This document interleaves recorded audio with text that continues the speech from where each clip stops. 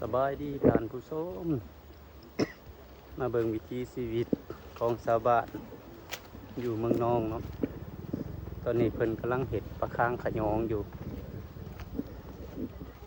ถือว่าฤดูนี้เป็นช่วงฤดูปลาขะยองออกเด้อมีอยู่2 เจ้ากำลังขุ่นเขี้ยวในการเห็ดปลาค้าง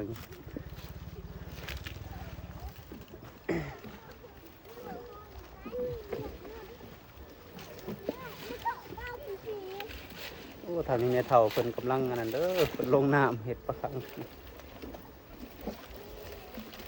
สบายดีแม่เฒ่า เวินปลาขะยองออกแล้วบ่นะคือบ่กำแท้ ได้สอนปลาขยองนะพวกนี้ เป็นรูปสามเหลี่ยมเนาะปลาคางนี่บ่ปลาคางนี่เห็ดเฮาเห็ดอยู่บนลึกหรือบนตื้นบ่ ตื่นนั่นแหละตื่นค่ะยันมัน ต้องเลือกบนลึกๆแน่เนาะคันบนตื้นนี่น้ำมันขุ่น นั่นมันเลือกคุณมันจะเอาสอด สอนไปเลยยินขึ้น ไปน้ำทงวับ แสดงว่าจุดบนเห็ดนี่ต้องแม่นเลือกจุดแน่ได้เนาะเลือกจุดบนน้ำลึกๆเพื่อบ่ให้เวลาสอนบ่ให้ตึกขี้ดินอนาก้านพร้าวน่ะลงลึกเติบบ่ แม่ลูกเด็กจะลูก เออ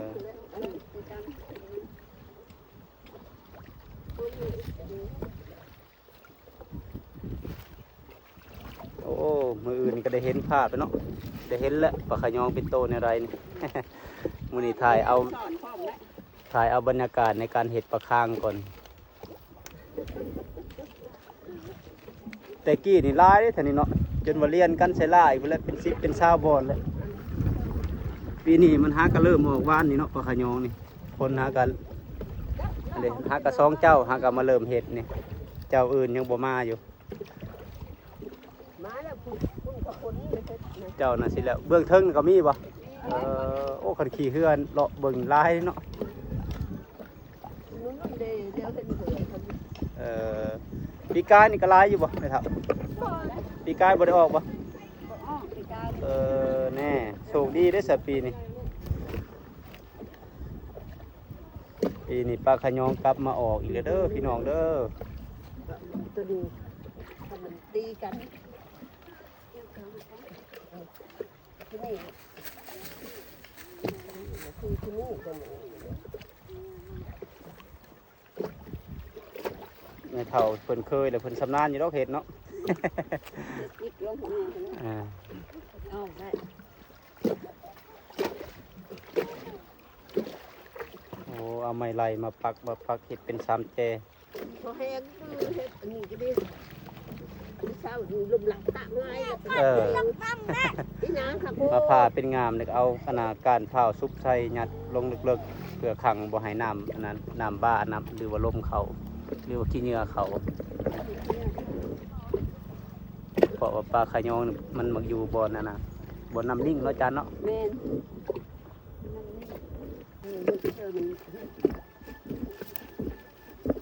เช้านี่ก็ได้เลยเนาะได้ซ่อนแล้วเนาะเช้านี่เนาะ ได้ปั้นหนึ่ง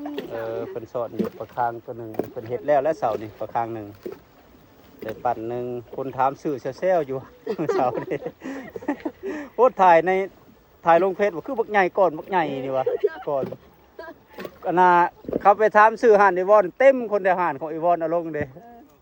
ฉันไปท้ากับเพื่อนกับแม่คนได้ มาถามซื้อไอวอนบ่ค่อยบ่ได้ขายบ่ค่อยโพสต์ซื้อๆของว่าฮอดฤดูมันออกอะเด้ หอดมาดูนะคะเอาลงเบิ้งเชิญเดี๋ยวบ่ได้ก็เอาลงเบิ้งด้วย เป็นปี2 ปีแล้วปลาขะยองบ่ได้ออกปีนี้กลับมาออกอีกคือว่าน้ำเซเฮานี่ยังอุดมสมบูรณ์ยังสะอาดอยู่ซะเพราะปลานี่มันมักอยู่บ่อน้ำสะอาดมักอยู่แบบสงบบ่มีสิ่งรบกวนเลยได้คือเห็นแตะกี้ซ่อนนี่ว่าแต่ขี่เรือจักรกายก็แล้วแตกสรุปผู้พายแล้วบ่เห็นแล้วหรือว่าขี่เรือพายกันคันว่าเคาะเรือแห้งๆก็บ่ได้เด้แตะกี้เขาหายเด้ หาจุ่มคอยหาเลาะทุ่มมองเลยสอนกายเขาทุ่มนี่โอ้เขา มันเขาให้ เป็นปลาขี่เรียกว่าเป็นปลาขี้อ้ายกับแม่เนาะปลายเนาะ เห็นอยู่ก็ได้เห็นนะ เห็นบ่ มันน้อยๆมันบ่เห็นลายมัน ต้องเอามือขังลงไปให้มันสะท้อนกับแสงเนาะจะเห็นโตมัน เป็นแสงแม่น หรือบอกกับมีไม้ลายเนาะจานเนาะ นี่ ไม้ลายขาว นี่เห็นบ่ ๆสุดทอดลงไปนี่ เดี๋ยวยุบๆอยู่นะ มันต้นอันนั้นเนาะ ตัวน้อยๆเห็นบ่ โบราณเป็นไงคือจะกินจนกำแล้วน้ำเนาะ นี่ จนข้าวบัดทีบแล้ว ไม่ให้จะเอามานะ แน่ได้วิ ต่อ ได้วิ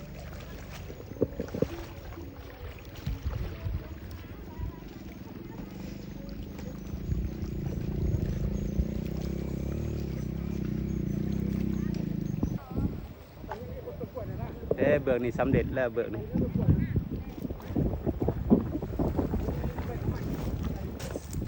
สำเร็จเสร็จสิ้นแล้วปลาคางหนึ่งแม่นเหรอเขาเอิ้นปลาคางขะยองเหรอวะเดน้ำก็นิ่งก็เนาะเห็ดแล้วบริสุทธิ์เนาะจะเห็ดเนาะ นิ่งพอแต่ว่าน้ำยังเปื้อนเนาะจันเนาะอ๋อนี่คือกำจ้ะนะจะเอามืออันนั้นมือดูส่วนมือดูจันโอ้ผูกกำมันได้ออกแล้ว เห็น ปลาอยู่ดี นี่ก็พี่น้องนั่น นี่เด้อปลาขะยองพี่น้องเด้อปลาขะยองปลาที่น้อยที่สุดในโลก เป็นสัญลักษณ์ของชาวเมืองนองเด้อสัญลักษณ์เอกลักษณ์ไม่ไล่เจ้าคือดำแท้จ้ะ เห็นอยู่ เจ้าก็เอาอันนี้ ขาวเนาะ ข้าไป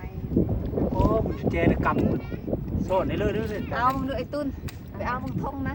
บอกปลาขะยองมีจักชนิดกันมีจักประเภทปลาขะยอง เผ็ดแล้วนี่แล้ว ประเภทเดียว คือเขาว่าตะกี้ว่าปลาขะยองล่มปลาขะยองยังปลาขะย ตั อ ว งแดง ลมหันโตมันน้อยๆอะไรแล้วมันไปนั่นนะยำแรง บนจะอยู่ในเลิกเนาะเอาคือจะยืนได้เจ้าอันนั้นเห็ดห่างยืนแน่ ห่างเอาไหม โอ้นี่กำนี่พี่น้องเบิ่งเด้อนี่ สอนมาก่อน ดำแห้งเลยโอ้มาเบิ่งเด้อมาเบิ่ง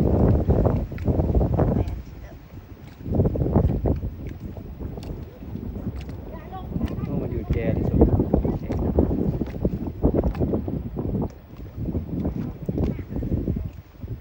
เขาเลยเนาะเขาในทงเลย เอาไป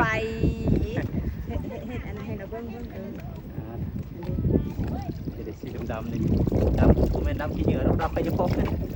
โอ้ลายแม่บ่ได้เป็นกลุ่มโอ้ เด้ให้เราเบิ้งเอาก่อน ให้น้ำเด็ดก่อนปกติจะมีซอสมีแต่ซอสลงทงเลยเนาะ เคี้ยวกับแม่ ส่ง นะ นี่โอ้บริกรรมหนึ่งดูนี่ขอจับด้วยกัน จานนะบ่แม่นจ้ะพี่เด้อปลาขะยองเด้อพี่น้องเด้อน้อยจนบ่เห็นหัวแหละกินดิบก็ได้บ่ขะยองนี่ เป็นลาบเด้ โอ้ ปล่อยกิน ลาบก้อยแห้งแซ่บเนาะ เสื้อสุ่มเสื้อหอมเสื้อ โอ้ โอ้เสื้อแล้ว มาเด้อใครอยากมาสัมผัสวิถีชีวิตแบบบ้านๆหรือว่าชีวิตอยู่เมืองนองนี่มาเมืองนองบ่ได้ชิมขะยองนี่ถือว่าบ่ฮอดแล้ว ก่อนเฮ้ยเจ้าเขาเป็ด อ๋อเพิ่นสอนบาทเดียวหนึงบางอย่างได้เป็นกำเลยใช้ปลาข้างเจ้าได้จัน ใช้พอโน่นะ คนออกมา โอ้มวนน้ำสุเจ้าเด้เก็บเห็นตะกี้นะนะข่อยผู้ชายยังได้ซ่อนตะกี้นะ เสียนขี้ย่องเลยนี่ว่ะ อยู่ถาดตัวเองอีแม่เฮ็ดให้ตะกี้โอ้ ตัดก้อนไอ้เจ้าโห มาเบิ่งบาทที่สองโอ้ขุนกำ ตัด นี่ ซุ้มตัดตั้ม โอ้เห็นบ่ว่าแต่น้ำนิ่งมันเข่าโลดปลาขะยองนี่ แกเหอะแน่ประตู บาทตะบิดยังได้กำหนึ่งเลย เป็นจะได้เบื้องนะทางนี้ได้ซ่อนเลยเด้อทางนี้เด้อ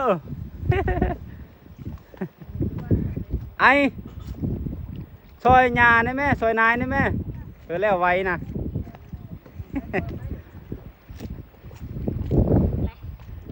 เบื้องนอกนี่ลมแห้งอะไรเบื้องนอกน้ำบ้าอีกแต่เบื้องในนี่นิ่งเด้อเพราะว่ามีปลาคางขังไว้แล้ว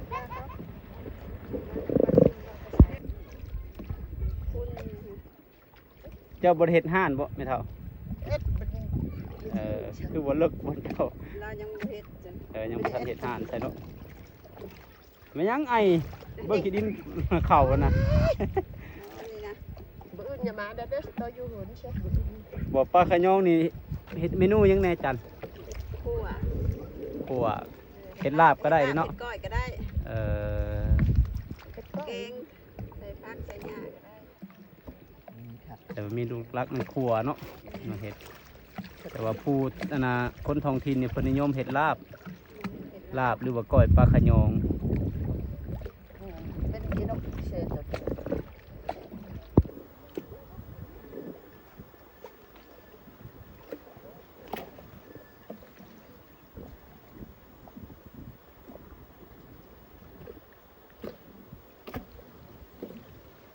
ยังได้อยู่บ่แม่เฒ่า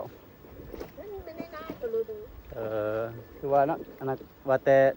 ลมก็ได้ไหม ลมแล้วก็แดดมันบดแน่แหละ นะ ช่วงหญ้ามันออกน่ะพอดีแดดอ่อน อากี้นะมีลมตะเกียนเย็นอยู่นี่ ๆคันชุมเจ้าเฮ็ดแล้วแต่เว้นเถิดโอ้ได้คักแน่ คือว่ามันไม่ แต่เบิกเทิงก็สิแล้วล่ะ